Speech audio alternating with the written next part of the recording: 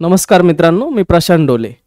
आपला आत्ताच RRB scale 2 मेन्सचा result लागलेला आहे. आता आपला पुढचा टप्पा असणार आहे तो म्हणजे इंटरव्ह्यू. इंटरव्ह्यूसाठी मागच्या 1 वर्षापासून आपण पाहिलं असेल RRB जे असेल आपल्या IBPSच्या वेबसाईटमध्ये जे काही डॉक्युमेंट्स असतील ते डॉक्युमेंट्स अपलोड करायला लावतंय पा. ते डॉक्युमेंट्स आपल्याला अपलोड कसे करायचे आजच्या भागामध्ये आपण पाहणार आहोत. त्याच्या अगोदर जी का आपली ऑफलाईन आणि ऑनलाईन अशा दोन्ही मोडमध्ये असणारी जी इंटरव्ह्यू बॅच असेल पा, तिच्यामध्ये आपण जी ऑफर असेल ती ऑफर आणलेली पा. पहिली ही बॅच जी होती ती जवळपास 2500 रुपयाला होती. आता याच्यावरती डायरेक्ट आपण 50% ऑफ म्हणजेच तुमचा डायरेक्टली 1000 मध्येच तुम्हाला ही बॅच मिळणार आहे. याच्यामध्ये तुम्हाला 2 मॉक असतील पा. याच्यामध्ये तुमचे जे काही लेक्चर्स वगैरे जे असतील ते तुम्हाला भेटणार नाही, परंतु जे 2 मॉक असतील जे की महत्त्वाचे असतात. याचं कारण असं, जेवढे तुम्ही जास्तीत जास्त मॉक देताल पा तेवढा तुम्हाला जास्तीत जास्त फायदा इंटरव्ह्यू मध्ये होत असतो. आणि तुम्ही पाहिलं असेल संकल्पमध्ये याच्या अगोदर जेवढे काही ज्यांनी इंटरव्ह्यू दिले असतील, क्वेश्चन ॲज इट इज येणं किंवा ते क्वेश्चन्स न येणं याच्यावर डिपेंड नसतं की तुम्ही इंटरव्ह्यू कसा घेतात. इंटरव्ह्यू याला महत्त्व असतं की तुम्ही जे काही क्वेश्चन्स विचारतात त्याची लेव्हल, ॲक्च्युअल इंटरव्ह्यूमध्ये विचारल्या जाणाऱ्याची जी क्वेश्चन्स असतील त्याची लेव्हल, त्याच्यानंतर तुम्ही किती टाइम इंटरव्ह्यू तिथे घेतात. कारण 5 आणि 6 मिनिटांमध्ये तुमचा पूर्णपणे जे काही इंटरव्ह्यू असेल ते इंटरव्ह्यूमध्ये आपण तुम्हाला जज करू शकत नाहीये. म्हणून आपला जो इंटरव्ह्यू असेल ते जवळपास 15 ते 20 मिनिटाचा ॲक्च्युअल इंटरव्ह्यू आपण घेतो, मॉक इंटरव्ह्यू. त्याच्यानंतर तुमचं जे काही फीडबॅक असेल, तुम्हाला जसे तुमची पर्सनॅलिटी असेल, जसं तुमचं जे काही बायोडाटा असेल त्याच्यावरून आपण त्यांचं उत्तर बनवून देतो पा. म्हणजे जवळपास 30 ते 35 मिनिटाच्या खाली आपला इंटरव्ह्यू होत नाही. म्हणून पाठीमागच्या काही वर्षांमध्ये तुम्ही पाहिलं असेल की जे काही संकल्पचे इंटरव्ह्यू जे घेतले जातात ते ॲक्च्युअल जे काही जसे की ॲक्च्युअल इंटरव्ह्यू असतात तशा प्रकारचे इंटरव्ह्यू आपल्याला तिथे दिसतात. कारण होतं काय, बऱ्याच जणांचं म्हणणं असं आहे की सर जी फी असेल ती फी इंटरव्ह्यूला बाकीकडं सगळ्या फ्री ऑफ कॉस्ट गोष्टी भेटतात, आपल्याकडे फी आहे, परंतु ते जे इंटरव्ह्यूचा काळ जो असेल म्हणजे जे काही लिमिट असेल ते लिमिट आपल्याकडे जर पाहिलं तर ती जी फी असेल त्या फी ही आपल्याला गौण विषय याच्यापेक्षा आपल्याली तयारी कशा प्रकारे होते हे महत्वाचं आहे पा. कारण हा शेवटचा टप्पा असतो. इंटरव्ह्यू अशी चीज आहे की तुम्हाला 1-2 मार्कावरून सिलेक्शन गेल्यानंतर आपल्याला कळतं की जर मला इथं जर 12 मार्क तर समजा जर 14 पडले असते तर आपल्याला तिथं सिलेक्शन झालं असतं. तर ह्या सगळ्या ज्या गोष्टी असतील या सगळ्या गोष्टी आपल्या जे काही इंटरव्ह्यू बॅच असेल याच्यामध्ये तुम्हाला भेटतील. तुम्हाला 2 मॉक जर पाहिजे असेल फक्त तर त्याच्यासाठी जे आपण 1000 रुपये फी कमी केलेली, त्याच्यासाठी आपण सरांशी बोललो होतो काल मी की सर थोडीशी फी आपल्याला कमी करावं लागेल. कारण RRB स्केल 2 असेल, RRB PO असेल, याच्यामध्ये बरेचसे ॲग्रिकल्चर आणि त्याच्यानंतर दुसरे विद्यार्थी आहेत ज्यांची 2500 फी भरण्यासाठी एवढी हे नाही, परिस्थिती नाही, तर आपण ती फी 1000 रुपये करूया. तर ते 1000 रुपये आपण फी केलेली पा. तर ह्याच्यामध्ये तुम्हाला 2 मॉक भेटतील. तुम्हाला ह्या पॅनलमध्ये जे की निखिल सर तुम्ही पाहिलं असेल मागच्या काही वर्षापासून पूर्ण ऑल ओव्हर इंडियामध्ये आपल्याला निखिल सरांचं नाव दिसतंय. त्यांच्याबरोबर पॅनलमध्ये असतील जयंत मोकाशी सर. तुम्ही NISL असो, LIC असो, SSC असो, अशा सारखे इंटरव्ह्यू त्याच्यामध्ये सिलेक्शन घेणारे असे जयंत सर आपल्या बरोबर असतील. सुहास डमडेरे सर ज्यांना 9 वर्षाचा ॲक्च्युअल RRB मध्ये एक्सपिरियन्स आहे ते आपल्या बरोबर असतील. आणि त्याच्यानंतर मी स्वतः असेल ज्याच्यामध्ये ॲग्रिकल्चरचा पार्ट मी इंटरव्ह्यू मध्ये पाहिल पा. तर अशी ही टीम असणार आहे. तुम्हाला याच्यामध्ये 2 मॉक भेटतील. त्याची फी जी असेल ती 1000 रुपये असणार आहे पा. तुम्हाला ही जी फी असेल ती संकल्प जे 247 हे जे ॲप असेल पा, या ॲपवरती जाऊन तुम्ही तिथं रजिस्ट्रेशन करू शकता. तिथं गुगल फॉर्म आहे, ते गुगल फॉर्म तुम्ही भरून तिथं रजिस्ट्रेशन करून तुम्ही तुमचं जे काही बॅचमध्ये रजिस्टर करू शकतात. त्याच्यानंतर हे जे काही मॉक असतील हे मॉक तुम्ही ऑनलाईनही घेऊ शकतात, त्याच्यानंतर ऑफलाईनही घेऊ शकतात. अशा दोन्ही मोडमध्ये आपण तिथं सुविधा उपलब्ध करून दिलेली. तर ही होती सगळी बॅच बद्दलची माहिती. याच्यानंतर आपण पाहणार आहोत जे की तुम्हाला फॉर्म भरताना जे काही डॉक्युमेंट अपलोड करताना प्रॉब्लेम्स येतात. बऱ्याच जणांचे फोन आलते, सर डॉक्युमेंट अपलोड करायचे परंतु नेमकी कशा प्रकारे करायचे. कारण काही जणांचा फर्स्ट टाइम आहे, काही जणांचा जे स्केल 2 असेल त्यांचा फर्स्ट टाइम आहे. ते एक्सपिरियन्स लेटर कुठं अपलोड करायचंय, सर NOC कुठं अपलोड करायची, या सगळ्या गोष्टी असेल. पाठीमागच्या वर्षी पण मी व्हिडिओ हा बनवलेला होता, परंतु याही वर्षी बऱ्याच जणांचा फोन आल्यामुळे म्हटलं आपण एक व्हिडिओ बनवू. तर याच्यामध्ये डॉक्युमेंट ज्यावेळेस आपल्याला अपलोड करायचे त्यावेळेस तुम्ही तुमचा रजिस्ट्रेशन नंबर आणि पासवर्ड वगैरे टाकल्यानंतर तुम्हाला हे पहिलं पेज ओपन होईल, पहिली स्क्रीन ओपन होईल पाहिजे. याच्यामध्ये फक्त एक चेक करून घ्यायचं, इथं नाव मी पूर्णपणे रिमूव्ह केलेलं आहे. हे नाव तुमचंच आहे का, त्याच्या स्पेलिंग वगैरे सगळं व्यवस्थित पाहून घ्या. रोल नंबर असेल, रजिस्ट्रेशन नंबर असेल, हे सगळ्या गोष्टी व्यवस्थित आपल्याला पाहून घ्यायच्यात. त्याच्यानंतर आपली कॅटेगरी असेल, हे सगळी तुमची माहिती थोडक्यात इथं दिलेली असेल पा. आणि त्याच्यानंतर तुमची इथं 2 फोटो असतील, एक तुम्ही अपलोड केलेला फोटो आणि त्याच्यानंतर एक कॅप्चर केलेला फोटो असेल पा. इथं आपले 2 फोटो असतील. फक्त फोटो आपलाच आहे का हे एकदा चेक करून घ्या. काही वेळेस आपला फोटो नसेल तिथं, तर इथं चेक करून घ्यायचं आपल्याला की नेमके आपलाच फोटो आहे का, आपलंच नाव आहे का, त्याच्यानंतर रजिस्ट्रेशन नंबर, रोल नंबर, ह्या सगळ्या गोष्टी आपल्याला चेक करायची. ही पहिली स्क्रीन आहे. याच्यानंतर तुमची जी स्क्रीन असेल पा, जी महत्वाची RRB PO साठी सुद्धा आणि त्याच्यानंतर स्केल 2 साठी सुद्धा. आता याच्यामध्ये पा 1 बाय 1 आपण प्रत्येक जे काही तुमची नंबरिंग तिथं दिलेली पा, त्यांनी प्रत्येक आपण कॉलम पाहूया. याच्यामध्ये पा पहिल्यांदा त्यांनी सांगितलेलं आहे की E scan document maximum size is 1 MB, म्हणजेच 1 MB पर्यंत तुमचं साईज तिथं ते जी काही PDF बनवणार आहे तुम्ही, त्या PDF ची साईज असली पाहिजे.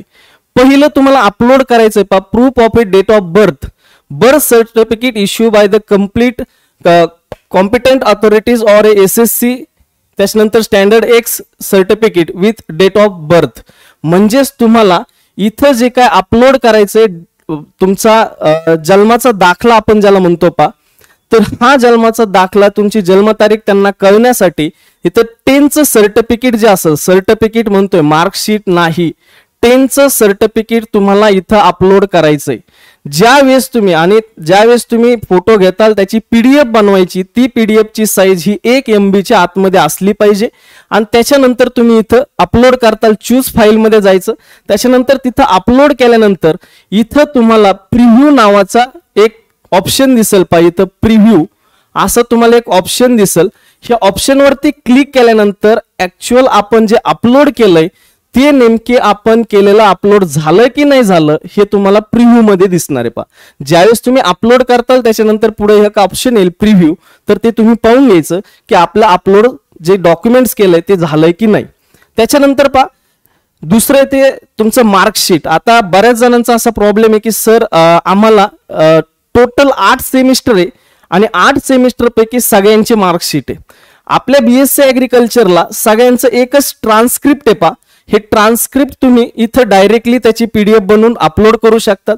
ज्याची डिग्री अशी असेल की इंजिनिअरिंग असेल व दुसरी कोणती डिग्री असेल, ज्याच्याकडे 8 सेमिस्टर असेल, एकत्रितरित्या तिथं दिलेलं नसेल, तर त्यांनी प्रत्येक सेमिस्टरचं जे तुमचं मार्कशीट असेल त्यांची एकत्रित फाईल बनवायची आणि ती PDF ह्या इथं 2 नंबरच्या रो मध्ये तुम्ही तिथं अपलोड करू शकतात. अपलोड केल्यानंतर पुन्हा इथं प्रिव्ह्यू येईल, तर ते प्रिव्ह्यू वरती जाऊन क्लिक करायचं आणि त्याच्यानंतर ते आपलं आपण केलेलं अपलोड हे बरोबर अपलोड झालं की नाही झालं हे एकदा चेक करायचं.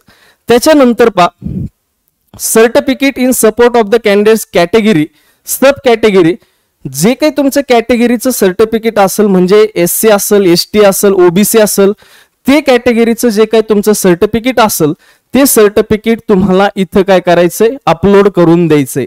ते सर्टिफिकेट तुम्हाला इथं अपलोड करून द्यायचंय. जर समजा तुमचं OBC असेल तर सेंट्रल OBC लागणार हे लक्षात ठेवा, सेंट्रल OBC. त्याच्यानंतर तुम्ही नॉन क्रिमिनल असलं पाहिजे, त्याच्यामध्ये उल्लेख असतो पा, तर ते सर्टिफिकेट तुम्हाला इथं अपलोड करून द्यायचं. SC ST पा यांना स्टेट गव्हर्नमेंट देतं सर्टिफिकेट, ते स्टेट गव्हर्नमेंटचं जरी केलं तरी काहीही प्रॉब्लेम नाही, तुम्ही तिथं अपलोड करू शकतात.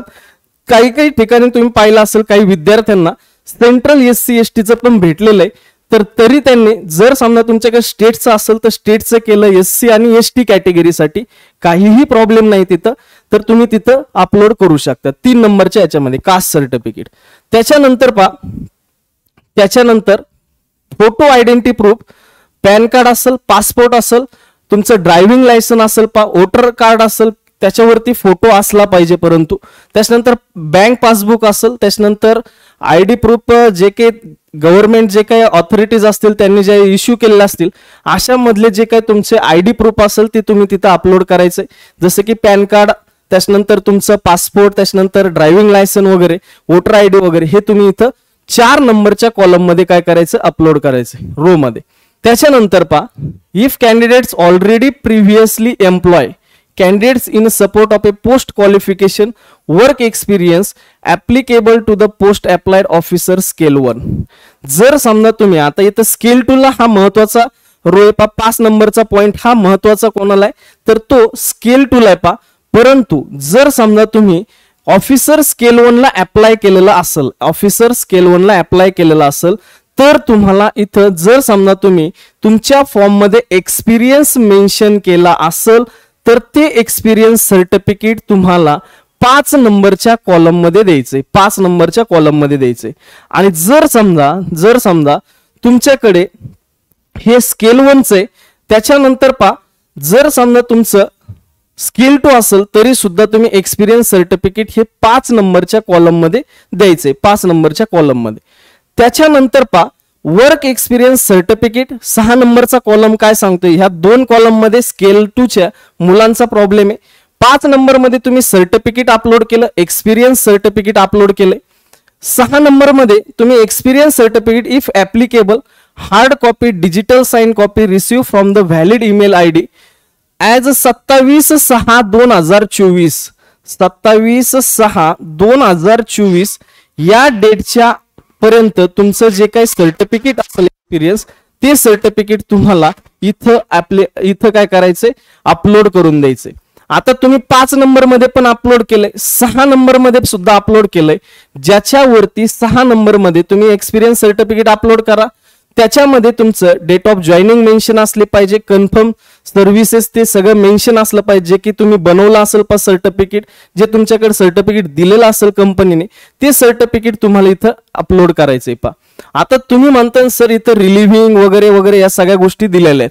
आता जर समजा तुमच्याकडे ऑफर लेटर पण आहे, एक्सपिरियन्स लेटर पण आहे, तर रिलिव्हिंग लेटर पण आहे, तर तुम्ही 5 नंबर मध्ये एक्सपिरियन्स लेटर अपलोड करायचंय. 6 नंबर मध्ये तुमचं जे काय अपॉइंटमेंट लेटर असेल, त्याच्यानंतर तुमचं रिलिव्हिंग लेटर असेल किंवा तुमचं जे काही जॉईनिंगचं लेटर असेल ते तुम्ही 6 नंबर मध्ये अपलोड करू शकता. सर माझ्याकडे फक्त एक्सपिरियन्स सर्टिफिकेट आहे, त्या कंडिशन मध्ये मी काय करायचं, त्या कंडिशन मध्ये 5 मध्ये सुद्धा एक्सपिरियन्स सर्टिफिकेट अपलोड करायचंय आणि 6 नंबर मध्ये सुद्धा तुम्हाला एक्सपिरियन्स सर्टिफिकेटच अपलोड करायचंय पा. फक्त अपलोड केल्यानंतर लक्षात ठेवा, हे महत्वाचं आहे, प्रिव्ह्यू करून तुम्हाला पाहणं गरजेचं आहे. ते दिसतंय का व्यवस्थित त्याची पीडीएफ बनली का नाही बनली, या सगळ्या गोष्टी प्रिव्ह्यू मध्ये चेक करायचं. जिथं तुम्ही ऍप्लिकेबल नाही, आता स्केल 1 चं समजा एक्सपिरियन्स त्याच्याकडे नाही, ते फ्रेशर आहे. स्केल 1 फ्रेशर असल्यानंतर ते कुठल्याही प्रकारचं एक्सपिरियन्स सर्टिफिकेट तिथं अपलोड करणार नाही. मग त्यांनी काय करायचं, नॉट ऍप्लिकेबल वरती क्लिक करायचं, नॉट ऍप्लिकेबल वरती क्लिक करायचं.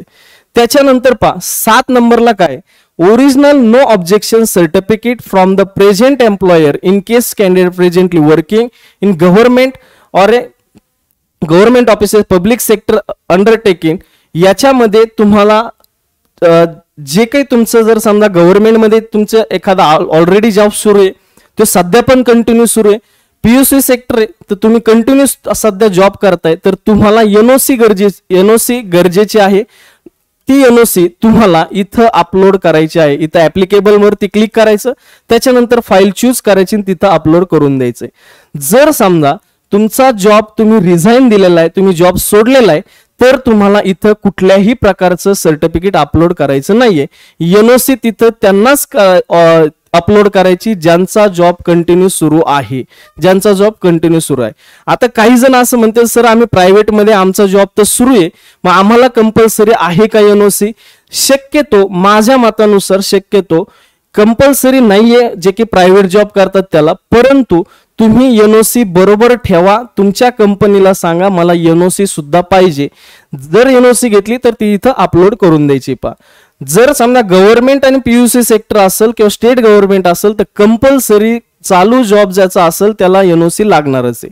त्याच्यानंतर 8 नंबरचं जर कॉलम काय, in case candidate who have change there names, म्हणजे जर समजा तुमचं नाव काही चेंज केलेलं असेल, जसं की मुलींच्या बाबतीत हे होतं पा, मुलींचं अगोदरचं नाव वेगळं, मॅरेज झाल्यानंतर नाव वेगळं असतं, तर मॅरेज सर्टिफिकेट वगैरे ते इथं अपलोड करायचंय. त्याच्यानंतर एखाद्याची स्पेलिंग मिस्टेक झालेली पा, स्पेलिंग मिस्टेक झाली त्याने ऍफिडेव्हिट वगैरे सगळं केलेलं असेल, ते ऍफिडेव्हिट तुम्हाला इथं काय करायचं, 8 नंबरच्या कॉलम मध्ये 8 नंबरच्या पॉइंट मध्ये तिथं अपलोड करून द्यायचंय. फक्त इथं हे लक्षात ठेवा, मी प्रत्येक वेळेस सांगतो प्रिव्ह्यू करून पहा, प्रिव्ह्यू करून पहा. त्याच्यानंतर 9 नंबरचा कॉलम काय, all other related certificates, marksheet, experience certificate on which your eligibility is decided. जर समजा तुमच्याकडे एक्स्ट्रा अजून दुसरे काही समजा तुमच्याकडे असेल सर्टिफिकेट्स, जसं की स्पोर्ट्सचं असतं, जसं की MSCITचं असेल, जसं की आता समजा इथं सर मला EWS दिसतच नाहीये, तर तुम्ही इथं करू शकतात, इथं फक्त एक टाकू शकतात की कास्ट सर्टिफिकेट. इथं other documents 1 number caste certificate आणि तिथं लिहायचं EWS आणि इथं तुम्ही चूज फाईल मध्ये ते अपलोड करू शकतात. किंवा MSCIT जर तुमच्याकडे सर्टिफिकेट आहे तर इथं लिहायचं MSCIT आणि त्याच्यानंतर इथं चूज फाईल मध्ये तुमचं जे काही MSCITचं सर्टिफिकेट असेल ते तुम्ही अपलोड करू शकता. समजा तुम्ही स्पोर्ट्स प्लेयर आहेत आणि तुमच्याकडे नॅशनलचं सर्टिफिकेट आहे, तर नॅशनल स्पोर्ट्स इथं तुमचं सर्टिफिकेट नाव टाकायचं आणि त्याच्यानंतर तुम्ही इथं अपलोड करू शकतात. त्याच्यानंतर जर समजा तुमचं एक्सपिरियन्स सर्टिफिकेट बरोबर तुमच्याकडे पेमेंट स्लिप वगैरे सगळ्या गोष्टी आहेत, त्याला इथं कुठेही दुसरा कॉलम आपल्याला पॉइंट दिसत नाही, तर तुम्ही इथं टाकू शकतात पेमेंट स्लिप आणि त्याच्यानंतर इथं तुम्ही चूज फाईल मध्ये त्या पेमेंट स्लिपची एक PDF बनवायची आणि त्याच्यानंतर तुम्ही तिथं अपलोड करू शकतात. तर अशा प्रकारे आपल्याला डॉक्युमेंट्स अपलोड करायचे. सर समजा याच्यामध्ये जर डॉक्युमेंट्स मध्ये जर समजा आपण चुकून एखादं दुसरं अपलोड केलं तर असं काही तिथं काही एवढा परिणाम होणार नाही, परंतु आपल्याला एक लक्षात ठेवायचंय डॉक्युमेंटेशनचा विषय, हे डॉक्युमेंट जे असतील ते त्यांच्याकडे ऑलरेडी पोहोचतील. त्याच्यामुळे इथं डॉक्युमेंट्स अपलोड करताना थोडीशी काळजी घ्यायची, जे आपल्याला विचारलंय तेच तिथं अपलोड करायचं. अपलोड केल्यानंतर प्रिव्ह्यू करून आपल्याला पाहिजे, कारण तुमचं असं नाही की इथं अपलोड केलं म्हणजे आपला DV होतच नाही. हे अपलोड केल्यानंतर सुद्धा तुमचं डॉक्युमेंट व्हेरिफिकेशन तिथं होतं, लक्षात ठेवा. डॉक्युमेंट व्हेरिफिकेशन होत असताना हे तर डॉक्युमेंट्स, हे अपलोड केलेले डॉक्युमेंट सुद्धा घेऊन जायचे आहेत, ओरिजिनल घेऊन जायचे आणि त्याच्या झेरॉक्स पण घेऊन जायचे. असं एखादं म्हणतं पहा की सर आता मी अपलोड केलेत, मग आता मला ह्याची गरज नाही लागणार का? गरज लागणार आहे. DV करण्याच्या टायमिंगला तुम्हाला ओरिजिनल हे सुद्धा लागणार आहेत, हे लक्षात ठेवा. हे सगळं अपलोड झालं. अपलोड झाल्यानंतर पुढे तुम्हाला एक डिक्लेरेशन आहे पहा, ते डिक्लेरेशन व्यवस्थित वाचायचं. तिथं दिलेलं आहे बाबा मी चुकीची माहिती देणार नाही वगैरे वगैरे. असं जर दिलीस तर माझं कॅन्डिडेचर असेल ते कॅन्सल केलं जाईल, त्याला मला काहीच प्रॉब्लेम नसेल. कॅन्सल जरी केलं तरी मी सगळ्या गोष्टी खऱ्या तिथं मेन्शन केलेल्या आहेत वगैरे सगळ्या गोष्टी. नंतर इथं जे काही तुमची इमेज येईल ती इमेज इथं तुम्हाला तिथं द्यायची. इमेज दिल्यानंतर सबमिट करायचं सक्सेसफुली. तिथं नाव पहा, त्याच्यानंतर तुमचे डॉक्युमेंट जे असतील ते अपलोड झालेले असतील पहा. तर ही सगळी प्रोसेस आहे डॉक्युमेंट अपलोड करण्याची. तर याच्यामध्ये पुढे गेल्यानंतर ही प्रोसेस झाली अपलोड करण्याची.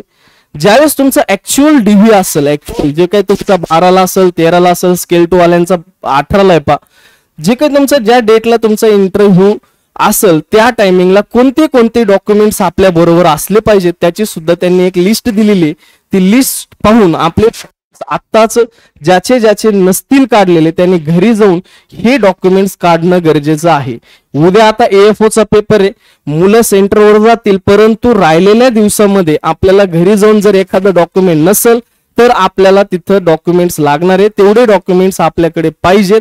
हे डॉक्युमेंट्सची सगळी तयारी करून घ्यायची, बरोबर. त्याच्यामध्ये काय पाहिजे, इंटरव्ह्यू कॉल लेटर. लक्षात ठेवा, इंटरव्ह्यू कॉल लेटर तुम्हाला कॉल लेटर आलं असेल ते तुमच्या बरोबर असलं पाहिजे. त्याच्यानंतर print out on the online application, जो तुम्ही स्टार्टिंगला फॉर्म भरला असेल ऑनलाईन ऍप्लिकेशन ते तुम्हाला तिथं पाहिजे. जर नसेल तर ती लिंक ऍक्टिव्हेट होते, ते ऍक्टिव्हेट झाल्यानंतर ते डाउनलोड करून घ्यायचं आणि त्याची प्रिंट तुमच्या बरोबर असली पाहिजे. त्याच्यानंतर valid recent photo identity proof. शक्यतो तुम्ही आत्ताच्याच काळामधला फोटो असला पाहिजे. आता तुम्ही इंटरव्ह्यू देतात आणि 2012चा फोटो दाखवतात, हे चुकीचं आहे. आता रिसेंटली तुम्ही पासपोर्ट फोटो तुमच्याकडे असले पाहिजेत पा. त्याच्यानंतर डेट ऑफ बर्थ कॉपी, म्हणजेच जे काही तुम्ही 10वीचं सर्टिफिकेट असेल त्याच्यावरती आपल्या डेट ऑफ बर्थ असते पा, ती डेट ऑफ बर्थ तिथं ग्राह्य धरली जाईल. म्हणजेच तुमचा जन्मतारीख जी असेल त्याच्यासाठी काहीतरी प्रूफ लागतो त्यांना, तर तुम्ही तिथं SSCचं म्हणजेच 10वीचं सर्टिफिकेट दाखवू शकता. त्याच्यानंतर ग्रॅज्युएशन सेमिस्टर वाईज म्हणजे आपलं BSc ऍग्रिकल्चरचं सांगायचं म्हणजे ट्रान्सक्रिप्ट किंवा अदर जर समजा तुमचं ग्रॅज्युएशन असेल तर सेमिस्टर वाईज मार्कशीटच्या कॉपी पाहिजेत त्यांना 1 ते 8 पर्यंत. Graduation provisional final degree certificate. आता इथं लक्षात ठेवा, ओडीसी आणि पीडीसी बरेच जण बहादर असे 2021 ला ग्रॅज्युएशन कम्प्लीट आहे आणि माझ्याकडे पीडीसी आहे, असं चालणार नाही. 2 वर्ष होते, 2 वर्ष तू काय झोपला होता का बाबा? ओडीसी तुला लागणारच आहे, पीडीसी वरती काम चालणार नाही. ओडीसी तिथं कंपल्सरी लागेल. पीडीसी कोणाला चालू? जर समजा रिसेंटली 2024 ला तो पास आउट आहे आणि याच वर्षी तो इंटरव्ह्यूला गेलाय, त्याला ओडीसी भेटली नसेल तर हे कन्सिडर केलं जाईल पा. त्याच्यानंतर SC ST OBC EWS caste certificate. लक्षात ठेवा, ज्यावेळेस आपण इंटरव्ह्यू देतो, तुम्ही जेवढे कोणी इंटरव्ह्यू दिले असतील, बऱ्याचशा मुलांनी दिलेले इंटरव्ह्यू, त्यांना एक्सपिरियन्स आहे पा. तुमचे 2 सर्टिफिकेट एकदम व्यवस्थित चेक करतात. ते म्हणजेच कोणते सर्टिफिकेट? ते कास्टचं असेल, एकदम व्यवस्थित बारकाईने चेक केलं जातं आणि त्याच्यानंतर एक्सपिरियन्स सर्टिफिकेट. तर इथं लक्षात ठेवायचं, जी तुमची कास्ट असेल त्याचं सर्टिफिकेट तुमच्या बरोबर असलं पाहिजे, कास्ट सर्टिफिकेट असलं पाहिजे. एससी आणि एसटीच्या बाबतीत मी आता सांगितलंय, तुम्हाला स्टेट गव्हर्नमेंटचं जरी समजा सर्टिफिकेट असेल तुमच्याकडे तरी पण चालतंय. ओबीसीला मात्र सेंट्रल गव्हर्नमेंटचं सर्टिफिकेट पाहिजे. ईडब्ल्यूएस असू द्या, यांच्याकडे गव्हर्नमेंटचं सर्टिफिकेट असलं पाहिजे पा. नंतर नॉन क्रिमिनल, ओबीसी आहे पण नॉन क्रिमिनल मध्ये तुम्ही आले पाहिजे. जर समजा तुम्ही नॉन क्रिमिनल क्लॉज जर तिथं नसेल किंवा नसेल तर तुमची जी कॅटेगरी असते ती जनरल मध्ये जाते, परंतु तुमच्या ओबीसी मेन्शन केलंय, नॉन क्रिमिनल कंपल्सरी असलंच पाहिजे, हे लक्षात ठेवा. त्याच्यानंतर ईडब्ल्यूएस सर्टिफिकेट हे तुमचं ह्याच फायनान्शियल इयरचं पाहिजे, हे लक्षात ठेवा. याच फायनान्शियल इयरचं जे काही तुमचे कास्टचे सर्टिफिकेट असतील पा, ते कास्टचे सर्टिफिकेट या फायनान्शियल म्हणजेच ओबीसी जर असेल, ईडब्ल्यूएस असेल, यांचे कास्ट सर्टिफिकेट ह्याच फायनान्शियल इयरचे असले पाहिजेत, हे लक्षात ठेवा. नंतर जर समजा तुम्ही हँडिकॅप वगैरे असतील तर त्यांचं सर्टिफिकेट त्यांच्याकडे पाहिजे. प्रिव्हियस एक्सपिरियन्स सर्टिफिकेट कॉपी आणि एनओसी ओरिजिनलच एक्सपिरियन्स सर्टिफिकेट पाहिजे. एनओसी सुद्धा ओरिजिनल, ज्यांना एनओसी लागल, ज्यांचा कंटिन्यू जॉब सुरू आहे त्यांना सुद्धा एनओसी ओरिजिनलच पाहिजे, नाही तर कागदावर लिहून आणताल तसं चालत नाही. तुमचं ओरिजिनल सर्टिफिकेट पाहिजे एक्सपिरियन्स आणि त्याच्यानंतर एनओसी सुद्धा ओरिजिनल असली पाहिजे. त्याच्यानंतर जे काय एनी अदर रिलिव्हंट सर्टिफिकेट, जे काय तुमचे एक्स्ट्रा जे काय तुमचे सर्टिफिकेट्स असतील, जर तुम्ही जोडले स्पोर्ट्सचं वगैरे असेल तर ते चांगलीच गोष्ट आहे, कारण त्याच्यावरती इंटरव्ह्यू तुमचा घेऊन जाता येतो तुम्हाला. त्याच्यामुळे जर एक्स्ट्रा तुमचं जर ऍक्टिव्हिटी जर असेल, national level, state level, district level, तुम्ही जर स्पोर्ट्स खेळला असताल तर त्याच्यामध्ये तुमचं जे काय प्रावीण्य जे असेल ते जर तुम्ही जर तिथं सर्टिफिकेटद्वारे जर दाखवलं तर बऱ्यापैकी तुम्हाला क्वेश्चन सुद्धा येण्याचे चान्सेस असतात पा.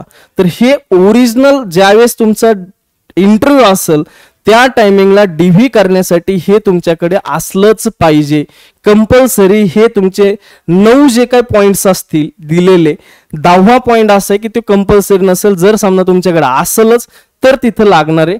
तर इथं दुसरी महत्वाची गोष्ट, MSCITच्या बाबतीत सुद्धा बऱ्याच जणांचा डाऊट आहे. असं काही नाही की कंपल्सरीच लागतं MSCIT, कारण आपण BSc ऍग्रीला जर उदाहरण जर घेतलं तर आपल्याला कॉम्प्युटरचा विषय, त्याच्यामुळे तसं काही असं प्रॉब्लेम येत नाहीये. जरी नसेल तुमच्याकडे तरी काही अडचण येत नाहीये. तर हे सगळे डॉक्युमेंट्स तुम्हाला त्यावेळेस लागेल. याची एक 2 झेरॉक्स बंच करून ठेवायचे आणि त्याच्यानंतर ओरिजिनल सर्टिफिकेट तुमच्या बरोबर असले पाहिजेत. तर या सगळ्या गोष्टी होत्या आपल्या डॉक्युमेंट अपलोड आणि त्याच्यानंतर ओरिजिनल ऍक्च्युअल ज्यावेळेस आपला इंटरव्ह्यू असेल त्यावेळेस कोणते डॉक्युमेंट्स लागतात ह्या सगळ्यांबद्दल मी माहिती दिलेली. जर समजा अजूनही काही प्रॉब्लेम वाटत असेल तुम्हाला, एवढं सगळं डिटेल सांगितलंय मी, जर समजा तुम्हाला काही प्रॉब्लेम वाटत असेल तर माझा नंबर तुमच्याकडे असेलच पा. तर तो 70 71 72 66 65 याच्यावरती फोन करू शकतात तुम्ही. जर तुम्हाला अडचण वाटत असेल की सर डॉक्युमेंट अपलोड करायचंय मला परंतु मला समजत नाही, तर त्या टायमिंगला तुम्हाला व्यवस्थितपणे तिथं सांगितलं जाईल पा. ठीक आहे, तर एवढंच तुम्हाला या व्हिडिओच्या माध्यमातून सांगायचं होतं. आपण इथं थांबूया. आणि इंटरव्ह्यू जे असेल त्याचं पहिलं म्हणजे टेन्शन घेऊ नका. बऱ्याच जणांचा स्केल 2चा इंटरव्ह्यू आहे. आता होतं काय, तुमचा उद्या प्री AFO ची आणि त्याच्यानंतर 14 डिसेंबरला तुमची मेन्स आहे. तुम्ही इंटरव्ह्यूला गेले म्हणजे फायनल सिलेक्शन नाही, हे पहिलं लक्षात ठेवा. आपल्याला जो आपला स्टडी सुरू आहे तो स्टडी सुरू ठेवायचा आहे. आपल्याला जास्तीत जास्त 2 तास किंवा 3 तास मॅक्सिमम 2-3 तास जर अभ्यास जर इंटरव्ह्यूचा केला तर काहीही प्रॉब्लेम नाहीये. तुम्ही 100% तिथे इंटरव्ह्यू चांगला देऊ शकतात. आणि इंटरव्ह्यू असं काही विशेष गोष्ट नसते, तुमची पर्सनॅलिटी तिथे चेक केली जाते.